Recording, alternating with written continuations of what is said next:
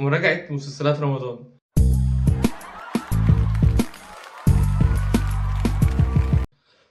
أستاذ أحمد العوضي جدع جدا لدرجة إن هو مبقاش يمثل علينا، لأن التمثيل ده حاجة حرام، والتمثيل دي مش من طبع الرجال، وطالع لنا بشخصيته الحقيقية بيضرب أي حد، بيخوف الناس، بيخوف. أنا ذات نفسي بتفرج أنا خايف، بيخوف أي حد في أي حتة، بيخوف المدير بتاعنا شخصيا.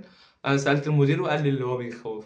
آه، اخونا بقى مصطفى شعبان، طبعا هو طالع بشخصية ملوك الجدعنة من ساعتها، نفس الشخصية. قاعد يقول في حكم، وقاعد يقول في حاجات متعة المتعة المتعة. يعني هو تقريبا بيسوق من ناحية الحومدية، وبيسوق تحت جنب تكاتك كتير. الواد قاعد يقول بقى شوية مصطلحات جامدة قوي. هقول لك واحدة في الآخر. أمير كرارة عامل شخصية أول مرة يعملها، شخصية ضابط، شخصية جديدة عليه، ربنا يوفقه. بس أنا عايز أقول حاجة يا أستاذ، أنت من كتر الوطنية اللي بتداني في المسلسل، لو اتعرض عليا أبقى مواطن إسرائيلي أنا هوافق. كفاية وطنية، وكفاية المسيح اللي هو بيبقى اللي هو إيه، مش هينفع أفطر قدام صحابي المسلمين والحاجات دي، عشان الحاجات دي خلصت من 2012. أستاذة هدى المفتي فاكرة إن أي بنت في منطقة شعبية بتلبس بتحط روج، أكنها طفلة عندها 4 سنين، بتاكل مصاصة وبتطلع نص شعرها. أنا في منطقة شعبية بقولك كل بنات الشعبيات كده. وطبعا تندغ اللبانة أساسي.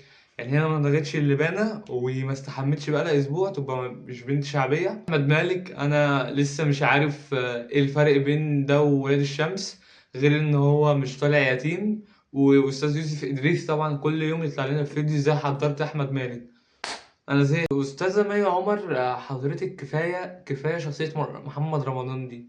انت بعد ما كنت معاه في الاسطوره بقيت شخصيه بتتضربي في اول مسلسل وبتاخدي حقك. ما انت جامده كده يعني، ما تاخدي حقك في اول حلقه وريحينا وريحي الناس. مش لازم تتضربي وتاخدي حقك على طول. في ايه؟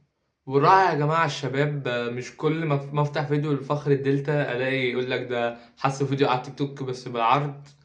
تصدق مفيش حد غيرك عرض ده اولا. ثانيا شجعوا الشباب، افرحوا للشباب. لو مسلسل كزبرة حلو اطلعوا قولوا حلو، شجعوا الشباب لانه شاب زيك، زي وزيك وزي الناس كلها، نفسه ينجح، نفسه اول بطولة تنجح. ريسك كبير ان هو يوافق باول بطولة ليه، دي حاجة كبيرة. في ناس كتيرة بترفض تقول لك لا اخد دور صغير في صغير عشان ما اتحرقش. فنحترم الجراءة، نحترم اللي هو طالب نقابي. عشان الناس اللي تقول لك ازاي بيعمل هو طالب نقابي في المعهد الفنون المسرحية. نحترم الشباب. وكل اللي انا بقوله ده هزار. ولو اي حد من صغار اسمهم مسلسلاتهم رقم واحد في مصر، ولو اي حد قال لي يظهر بقى فاك فاهم طويل جدا، انا هارده جدا وبحب كل الناس. ومتنسوش تصلوا على النبي ويا رب يرحم موتانا وموتى المسلمين أجمعين، ورمضان كريم. ومتنساش تصلي على النبي كتير كتير كتير. أنا أصعب امتحان نجحت فيه كان بسبب الصلاة على النبي.